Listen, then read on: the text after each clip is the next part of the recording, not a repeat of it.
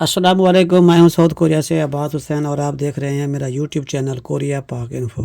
पर दोस्तों, आज की मेरी वीडियो पाकिस्तान में जो ईपीएस का इम्तिहान हो रहा है उसमें जिन दोस्तों का लकी ड्रा में नाम आया है और उसके बाद जो आप कोरियन ज़बान का इम्तिहान देने के लिए अपनी प्री रजिस्ट्रेशन कराएंगे, उसके लिए जो आपने बैंक में पैसे जमा कराकर ऑनलाइन अप्लाई करना है, उसके लिए जो चलान फॉर्म होता है उसको डाउनलोड किस तरह करेंगे और उससे किस तरह फिलअप करेंगे, इस टॉपिक पे है।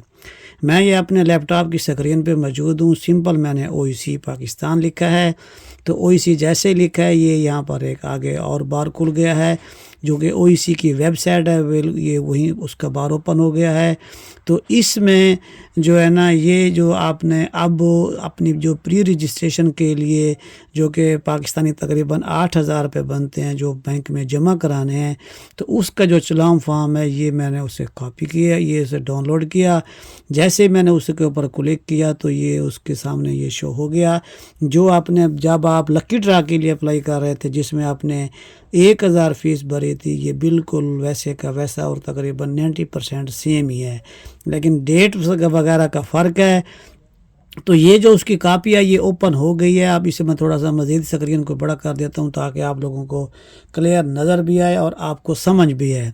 तो ये 3 कापियाँ, एक ही पेज है, इसके ऊपर 3 कापियाँ, एक बैंक की कापी, दूसरी ओईसी की कापी और तीसरी कैंडिडेट की कापी।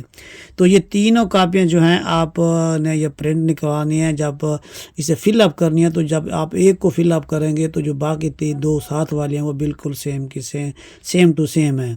तो इस चलान फॉर्म के ऊपर आप गौर से देखें तो जो ओईसी का अकाउंट नंबर है वो उन्होंने पहले ही ऑलरेडी इसमें दिया हुआ है, और इसकी जो बैंक में अप्लाई करने और इसका जो ऑनलाइन अप्लाई करने का जो टाइम है वो आपका 14 फरवरी से लेकर 29 फरवरी तक है, और इसी टाइम के दौरान ही आपने इसके ऊपर अप्लाई करना होगा। तो जिस दिन आपने अपनी बैंक को जाकर फ़ीस जमा करानी है, ये साल भी लिखा हुआ है और दूसरा महीना भी लिखा हुआ है, और यहाँ पर आपने साथ डेट डाल देनी है जिस डेट को आपने जाकर पैसे जमा कराने हैं। अगले खाने में बिल्कुल ये सारा सेम ही इसी तरह करना है।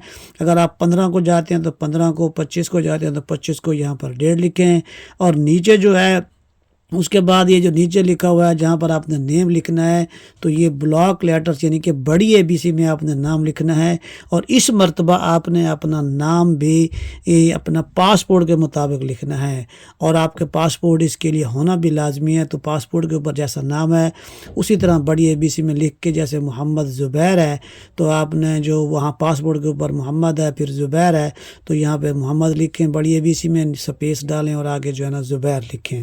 और अगर वहाँ पर ज़ुबैर मोहम्मद लिखा हुआ है पासपोर्ट के ऊपर तो यहाँ पर आप ज़ुबैर लिखें, स्पेस डाल के आगे मोहम्मद लिखें। उसके बाद जो आपका मोबाइल नंबर है जो आपके पास एक्टिव रहता है यहाँ पर वो लिखें, और शुरू में आपने 92 भी साथ लाजमी तौर पर लगा देना है। उसके बाद जो आपका पाकिस्तानी आईडी कार्ड है तो वो उसका जो नंबर है वो आपने यहीं पे लिखना है। उन्होंने दोनों जो है ना एंड पे, और ये 5वें खाने में उन्होंने खुद ही स्पेस लगाया हुआ है, यहाँ पर आपने कुछ नहीं लिखना, इसी को ऐसे रहना देना। जो बाकी आपका पासपोर्ट शनाख्ती कार्ड नंबर है वो आपने हिंसों में यहाँ पर लिख देना है। उसके बाद ये नीचे उन्होंने थोड़ी तहरीर लिखी है कि note bank is requested not to entertain deposit without any सा नंबर, यानी कि अगर किसी का शनाख्ती कार्ड नंबर नहीं है तो वो बैंक वाले खुद आपकी ये जो पैसे हैं ये आपके लेंगे भी नहीं और वो बैंक वाले जमा भी नहीं करेंगे। तो ये जो फ़ीस है ये किस किस चीज़ के लिए है, ईपीएस टॉपिक टेस्ट फ़ीस है ये जो कि 8,000 रुपये है, और ये 8,000 रुपये आपने वहाँ पर बैंक में देनी है। तो यहाँ पर कुछ नहीं लिखना, ये ऑलरेडी लिखा हुआ है। और नीचे जो है EPS topic test fee is not refundable, यानी कि ये जो आप पैसे देंगे ये आप अगर आगे इम्तिहान पास करते हैं या नहीं करते तो ये आपको पैसे वापसी नहीं मिलेंगे। तो नीचे यहाँ पर आकर आपने अपना जो है ना आपने दस्तखत करने हैं, और यहाँ पर आपका जो बैंक वाला बंदा होगा वो यहाँ पर आपको स्टैम्प भी लगा देगा और जो है ना वो दस्तखत भी कर देगा।